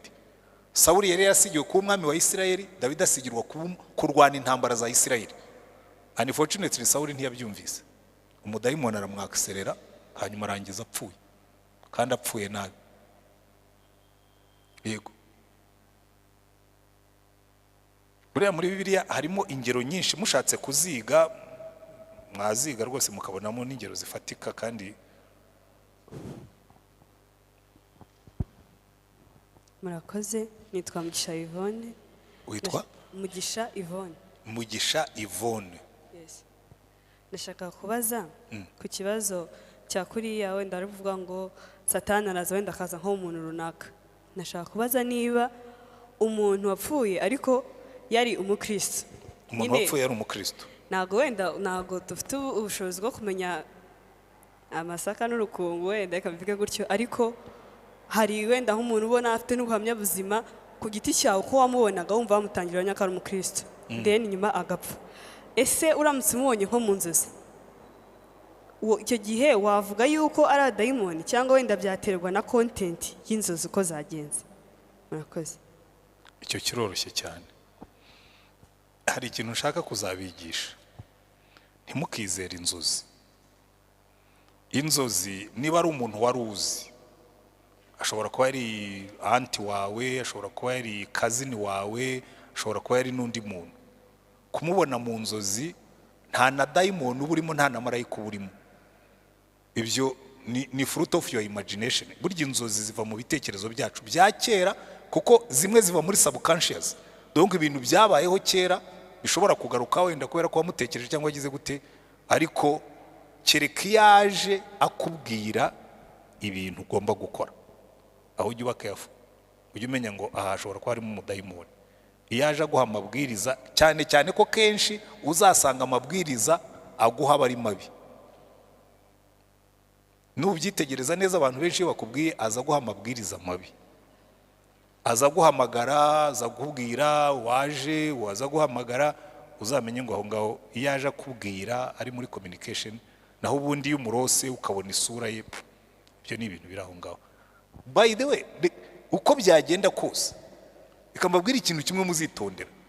Niyo yaza ari marayika w'umucyo akaza kubwira ibivuguruza ijambo ry'Imana, ujye ubifayiringa muri rubbish, mu binyoma, kuko Satani ngo yigaragaza nka marayika w'umucyo. Ushobora no kubona umuntu rwose nkuko bajya batubwira w'umutagatifu, ariko nubona aje akora ibitandukanye n'iby'Imana ivuga, ujye umushyira ku ruhande. Sibyo? Yaza mu nzozi, yaza no mu kuri. Naza ari pastor akaza kubwira ati ariko narakubonye, numva ndagukunze, numva utari kuyu n'umukozi w'Imana, buriya uzamubwira ariko pastor ugerageza wibuke uri we, wibuke n'uwo ndi we, wibuke ko ibyo ngibyo bivuguruza iby'Imana yavuze. Kuko impamvu mba nkwaye urugero nk'urwo nuko nza abana benshi baguye mu biganza by'abakozi b'Imana cyane, akamwizera kuko yumva mufitiye confiance. Ntuzagire confiance ku muntu wari we wese ukubwira ngo dukora ibyaha. Ntuzamugirira icyizere habe, umva niyo yaba ari na fiance wawe. Uretse ko nyambibwira abakobwa mwarananiye pe, narahebeye. Baramubwira ngo niba ari fiance wawe wamubwiye akihangana.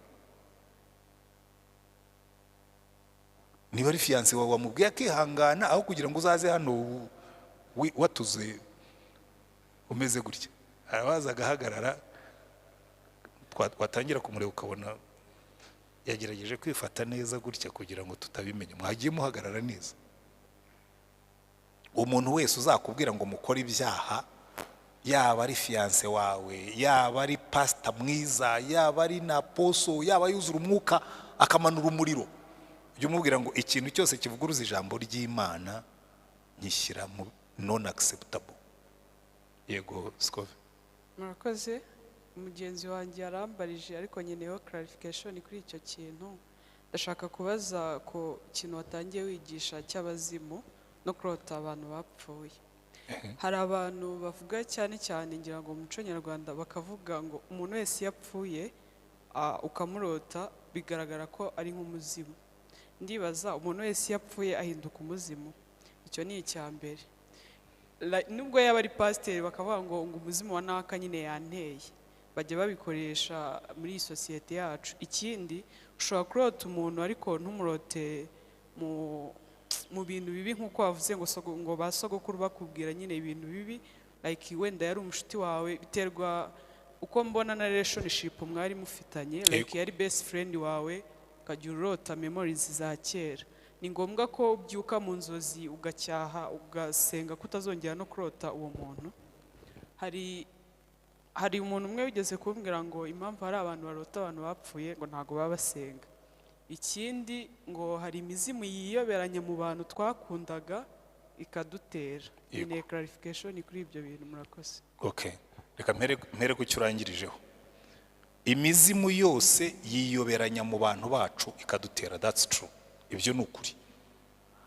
Abantu bose uzumva ngo batewe n'abazimu, muri principe y'abazimu nta muntu uterwa n'abazimu bahandi, sibyo? Umuntu iteka ryose abazimu nabo umuryango, ntabwo abazimu bajya batera ahandi. Abazimu batera muri cercle y'umuryango wabo.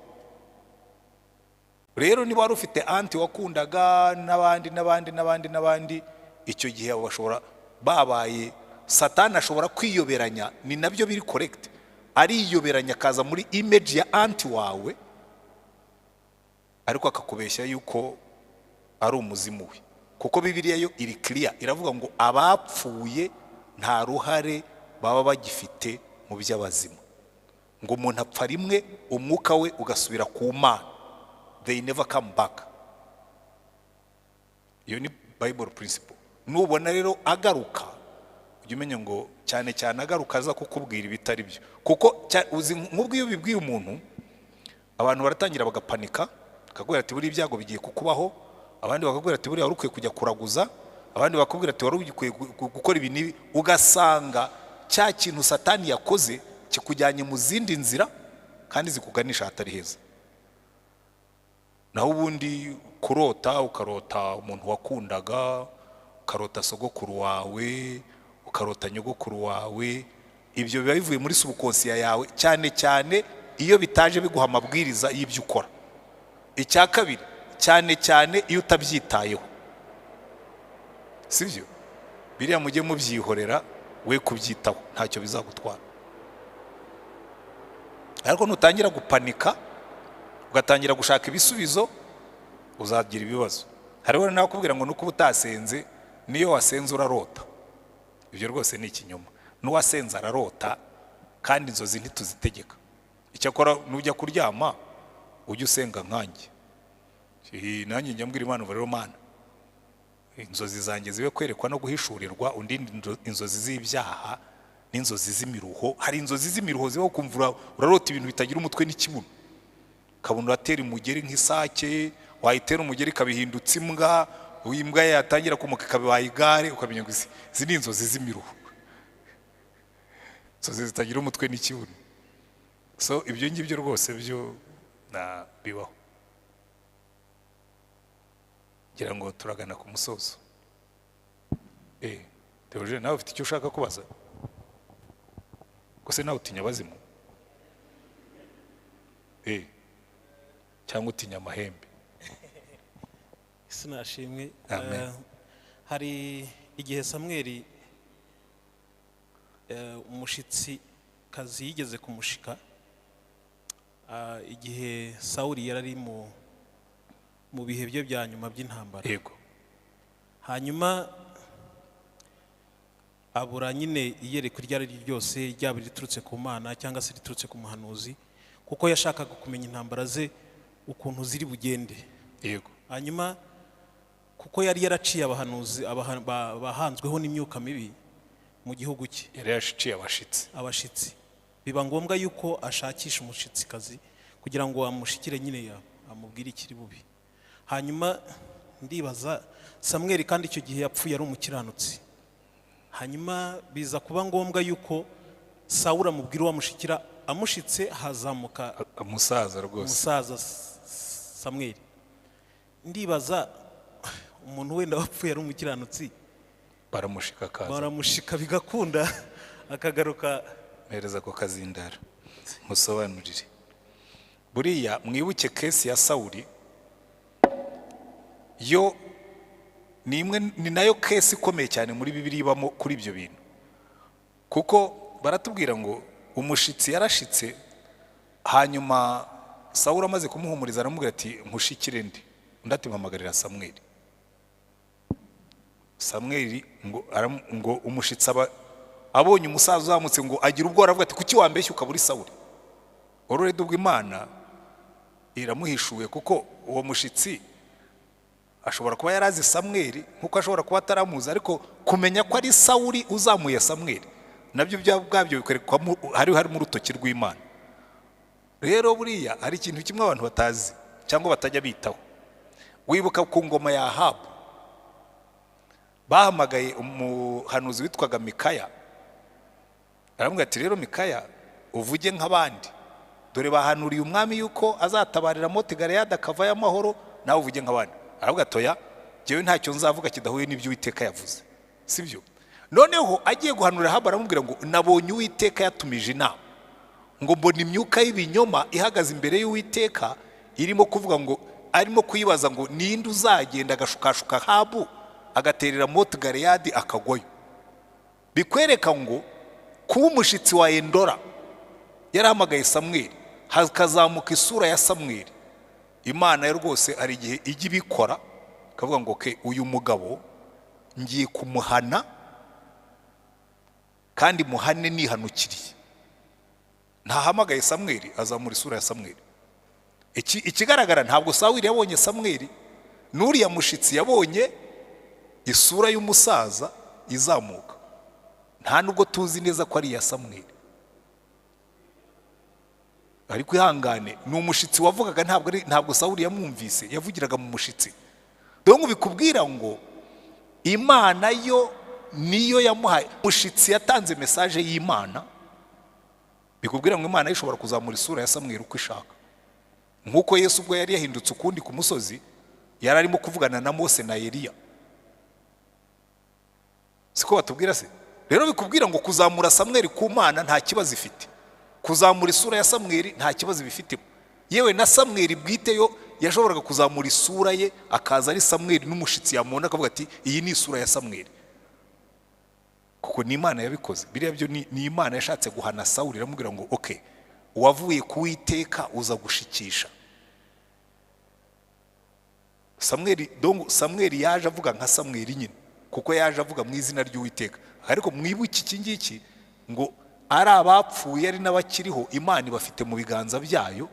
Nushikisha Samweli, Imana ishaka kuguhana shobora kumugarura ikamwohereza akakuvugisha.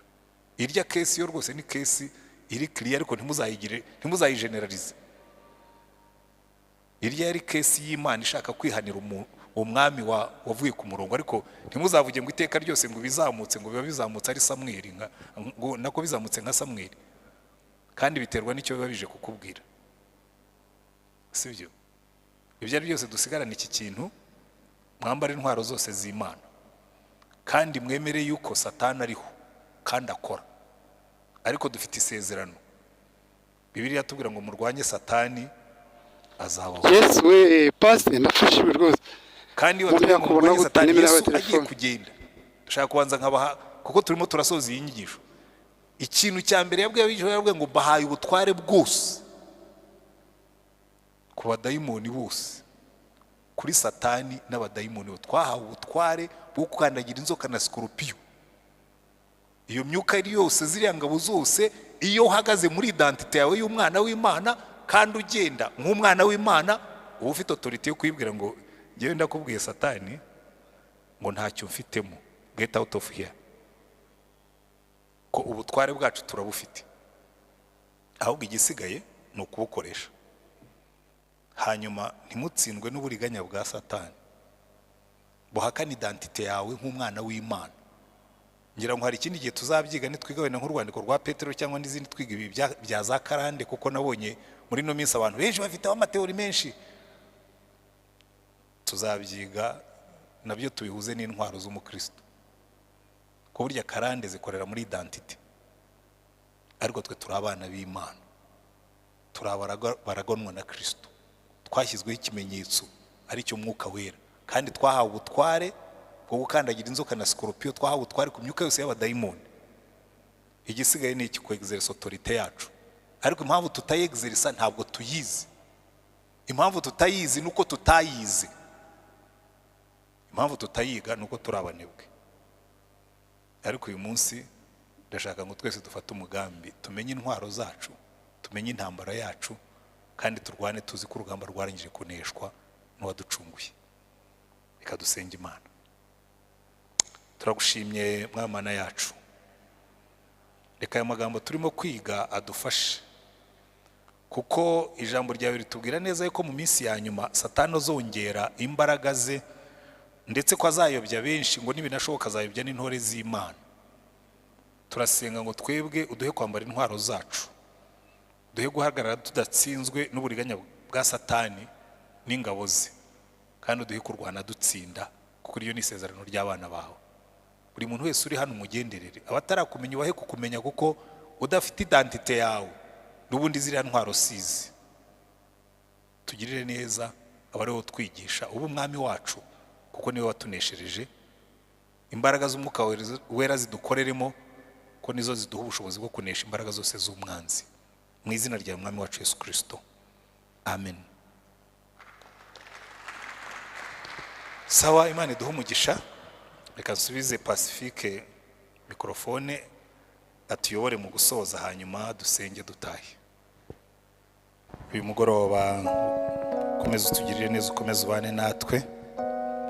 Reba aya maturo dutuye anezeze umutima wawe, ko twarambura ibiganza byacu gutura aya maturo, aho kurambura ibiganza byawe kuduha umugisha, kandi aho tugenda hose uwo mugisha udukurikirane.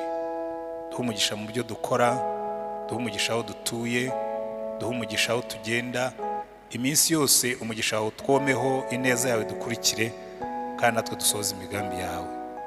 Turahagurutse turatashye, ugendane natwe. Twigaga imigambi mibi ya Satani, uturinde umubi.